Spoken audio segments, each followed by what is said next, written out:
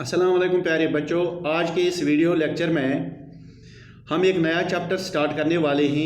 Class 7th geography का chapter water है। इस चैप्टर में बहुत सारी नई नई चीज़ें जानने को मिलेंगी। आपको अभी तक के 4 चैप्टर्स में पता चल गया होगा कि बायोस्फीयर एक ऐसा स्फीयर है जिसमें लाइफ पाई जाती है और ये बायोस्फीयर 3 स्फीयर से मिलकर बनता है।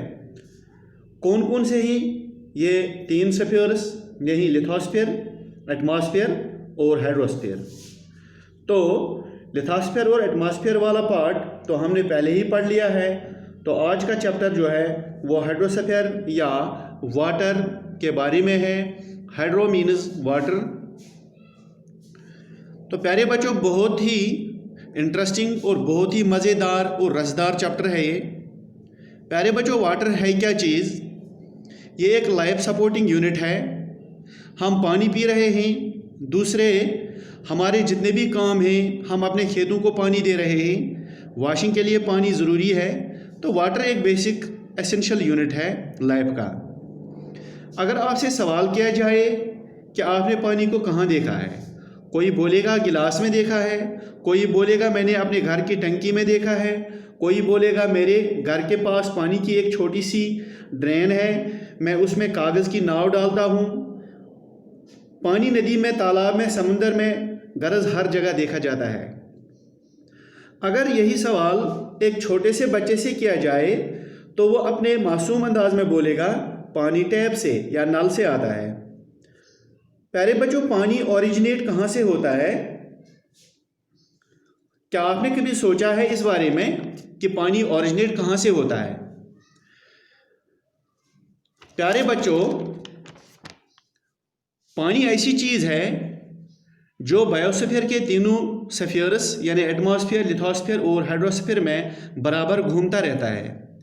देखते हैं कैसे। हमने पानी को नदी में देखा है।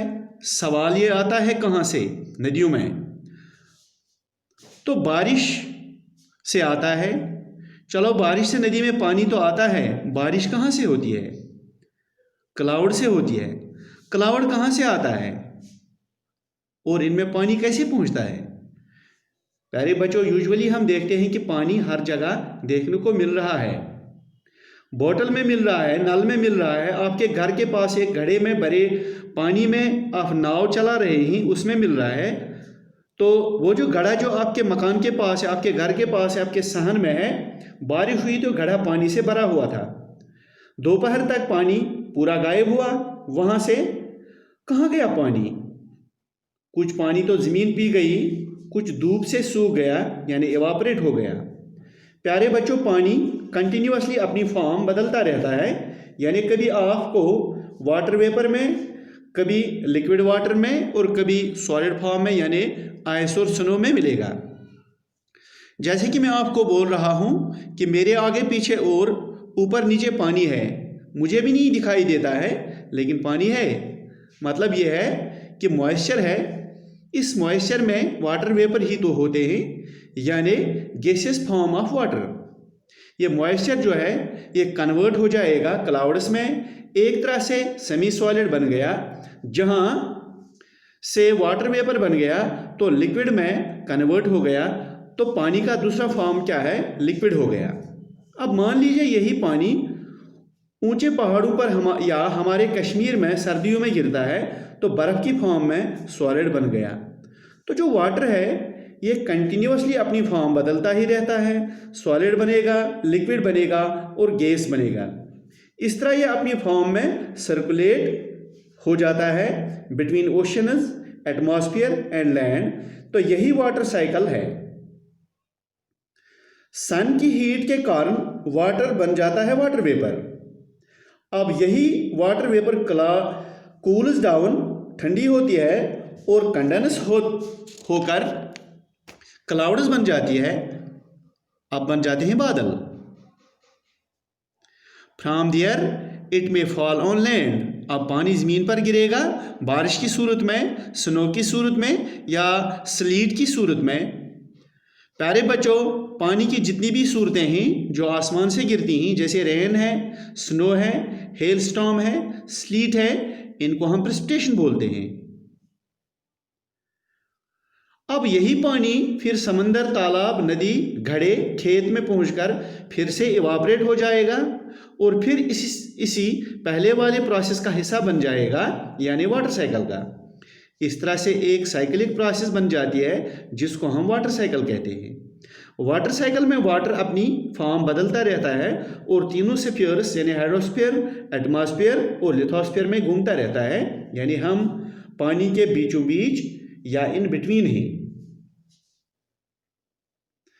प्यारे बच्चों, टेरेरियम एक आर्टिफिशियल इनक्लोजर होता है जिसमें घर के अंदर एक छोटे से गिलास जार में छोटे छोटे प्लांट्स मिट्टी और ह्यूमस में रखे जाते हैं। इनको पानी स्प्रे करने के बाद एक लिड से बंद किया जाता है।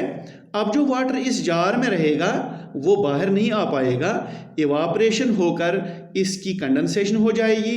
इस तरह फिर वो वाटर ड्रॉप्स के फॉर्म में प्लांट्स को मिलेगा। तो ये एक किस्म का टेरेरियम है जो हम घर में बनाते हैं। तो हमारी जो ज़मीन है, हमारी जो अर्थ है, इसका भी यही हाल है। ये भी एक किस्म का टेरेरियम है। क्यों है? देख लीजिए, जो ज़मीन में पानी है वाटर साइकिल के चलते हुए समुंदर से वाटर वेपर बन जाएगी और प्रेसिपिटेट होकर रेन के फॉर्म में गिरेगी।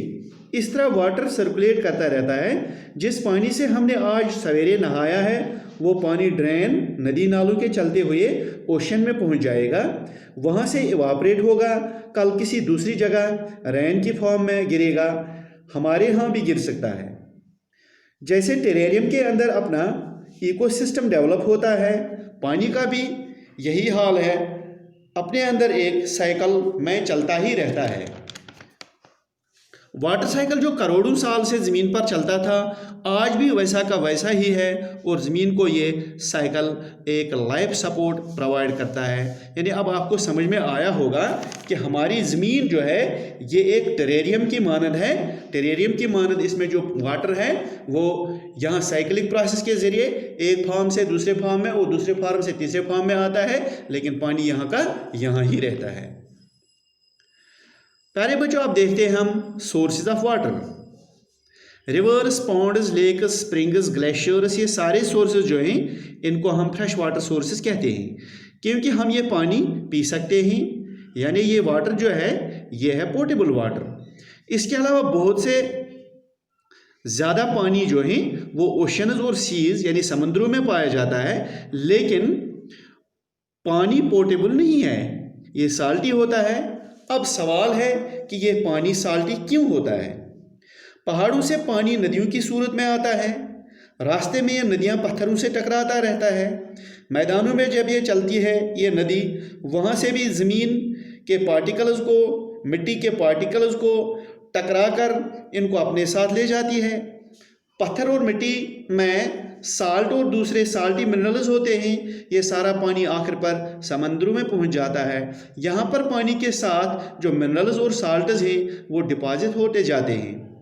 समंदर में पानी की इवापरेशन होती रहती है तो पानी सर्कुलेट करता है, लेकिन साल्ट्स वहीं के वहीं रहते हैं। ये प्रोसेस तो करोड़ों साल से चलता रहता है और तब से आज तक समंदरों के अंदर बहुत सारा साल्ट डिपॉजिट होता गया। इस तरह से जो पानी समंदर में है वो साल्टी होता है। इसी वाटर से हम साल्ट्स हासिल करते हैं। थोड़ा सा पानी लिया, इसको इवापरेट किया, पानी बाहर निकल गया, जो वहीं पर रह गया इसको हम साल्ट कहते हैं। इसको बाद में साफ़ किया जाता है डिफरेंट प्रोसेस के ज़रिए। तो ये साल्ट जो है हमारे खाने में इस्तेमाल होता है, हमारे किचन में पहुंच जाता है, इसको हम बोलते हैं टेबल साल्ट।